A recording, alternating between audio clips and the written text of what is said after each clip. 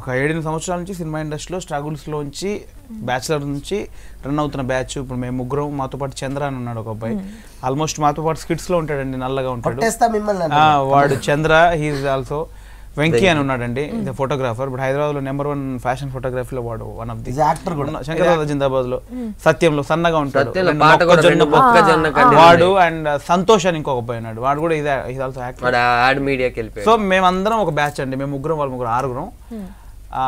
6గురిలో 5గురికి పెళ్ళి అయిపోయింది, 5గురికి అబ్బాయిలే. నాకు ఇంకో విషయం చెప్తాను, మన బ్యాచ్ అందరిలో ఫస్ట్ CD100 బండి కొనుక్కుంది ఎవరు తెలుసా? వెంకీ. మా వెంకీ కొన్నాడండి. దాని తర్వాత సేమ్ CD100 వీడు కొన్నాడు. వీడు కొన్న తర్వాత CD100 నేను కొన్నాను, అయిపోయింది. తర్వాత వాడు విక్టర్ అని ఒక బండి తీసుకున్నాడు, టీవీఎస్ విక్టర్. తర్వాత వీడు విక్టర్ బండి తీసుకున్నాడు, తర్వాత నేను విక్టర్ బండి తీసుకున్నాను, అయిపోయింది.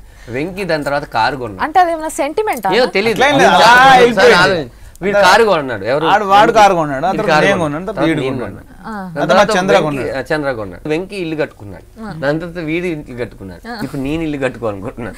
అంటే ఏదైనా సరే ఒకరి తర్వాత అందరూ హ్యాపీగా ఉన్నామండి. మేము హైదరాబాద్కి వచ్చాక, ఇండస్ట్రీకి వచ్చిన తర్వాత ఎవరైతే సోకాల్డ్ బ్యాచ్ 6గురం అనుకున్నాం కదా, వాళ్ళందరూ ఆల్మోస్ట్ బై గాడ్ గ్రేస్, దేవుడి దయ వల్ల అందరం ఈరోజు హ్యాపీగా ఉన్నాం. మా వెంకీది లవ్ మ్యారేజ్ అండి. నిజంగా సినిమాల్లో హీరోయిన్ లవ్ చేసుకుంటే మధ్యలో కమెడియన్ ఉంటాడుగా, వాడు అన్ని నరకాలు చూస్తుంటాడు వాళ్ళ కోసం.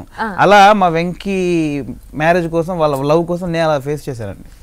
అర్ధరాత్రి ఆ అమ్మాయి బర్త్డే అయితే ఆర్టీసీ క్రాస్ రోడ్కి వెళ్ళి కేక్ తీసుకెళ్ళి, చలికాలం కేక్ తీసుకెళ్ళి 12 గంటలకి నన్ను లేపి తీసుకెళ్ళి కేక్ తీసుకెళ్ళి అమ్మాయికి ఫోన్ చేసే వాచ్మెన్ ఉంటాడు, వాడికి 100 రూపాయలు ఇచ్చి లోపలికి వెళ్ళి, ఒక కార్నర్ చీకట్లోకి వెళ్ళి అక్కడికి వెళ్ళి ఫోన్ చేస్తే ఆ అమ్మాయి కిచెన్ లోకి వచ్చి లైట్ ఆన్ చేస్తే, ఇక్కడ నేను లైట్ టార్చ్ లైట్ వేసుకుని అక్కడ కేక్ కట్ చేసి అక్కడ అమ్మాయి చూసి ఆనందపడి కట్ చేసి, సినిమాలో ఈ ఫీల్ ఇంత ఎందుకుంటే అనుకున్నా నేను ఫేస్ చేశాను.